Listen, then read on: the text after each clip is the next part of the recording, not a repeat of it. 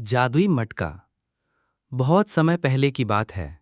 एक छोटे से गांव सीतापुर में बबलू नाम का एक गरीब लेकिन होशियार लड़का रहता था।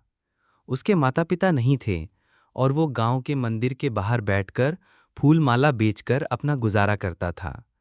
लोग उसे बहुत पसंद करते थे क्योंकि वह हमेशा मुस्कुराता रहता और किसी की भी मदद करने से पीछे नहीं हटता। एक दिन तेज बारिश हो रही थी और बबलू मंदिर की सीढ़ियों पर बैठा कांप रहा था। तभी एक बूढ़ा साधु वहां आया, भीगा हुआ, थका हारा। बबलू ने जल्दी से अपनी चादर उसे उड़ा दी और कहा, बाबा, आप ठंड से कांप रहे हैं, ये ले लीजिए। भले ही मुझे ठंड लगे पर आप आराम करें। साधु ने मुस्कुराकर कहा, बेटा, तू सच्चे दिल से लोगों की मदद करता है। मैं तुझे एक वरदान देता हूं। उसने अपनी झोली से एक पुराना मटका निकाला, दिखने में बिल्कुल सामान्य, मिट्टी का मटका। यह कोई साधारण मटका नहीं है, यह एक जादुई मटका है। जब भी तुझे जरूरत हो, इसमें ईमानदारी और मेहनत डालना, और यह तुझे वही देगा जिसकी तुझे सबसे ज्यादा जरूरत है। लेकिन याद रखना, लालच मत करना, वरना ये मटका गायब हो जाएगा। बबलू हैरान था, लेकिन उसने मटका रख लिया और साधु को धन्यवाद कहा। अगले दिन बबलू ने रोज की तरह मंदिर पर फूल बेचे और थका हारा घर आया। उसके पास बहुत कम पैसे थे और घर में खाना भी नहीं था। उसने मटके को देखा और बोला, आज मैंने ईमानदारी से पूरा दिन काम किया, अगर कुछ खाना मिल जाए तो बहुत अच्छा होगा। जैसे ही उसने मटके में हाथ डाला, उसके हाथ में गर्मा गर्म रोटी और सब्जी आ गई। उसकी आंखों में चमक आ गई। अब बबलू रोज मेहनत करता और जरूरत के वक्त मटके से कुछ मांग लेता, लेकिन वो कभी जरूरत से ज्यादा नहीं मांगता।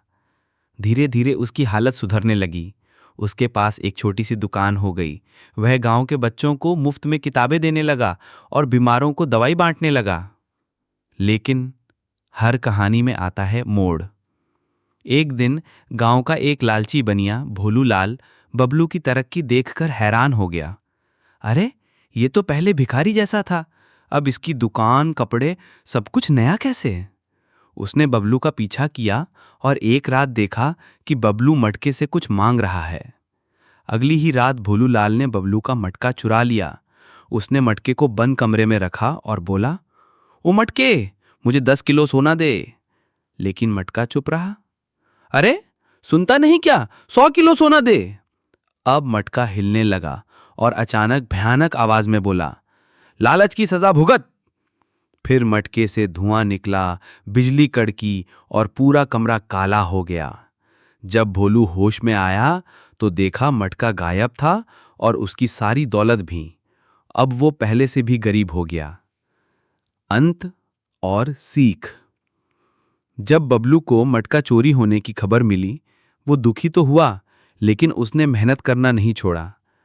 कुछ दिन बाद वही साधु फिर से मंदिर के पास आया और मुस्कुराकर बोला, बेटा, तूने कभी भी जादू से ज्यादा मेहनत पर भरोसा रखा, यही सच्ची ताकत है। मटका तेरा फिर इंतजार कर रहा है, लेकिन अब तुझे इसकी जरूरत नहीं, तुझमें खुद जादू है। बबलू ने हाथ जोड़ लिए और कहा, बाबा, अब मैं जान गया हूं, मटके से नहीं, इंसान की नीयत और मेहनत से ही असली चमत्कार होता है।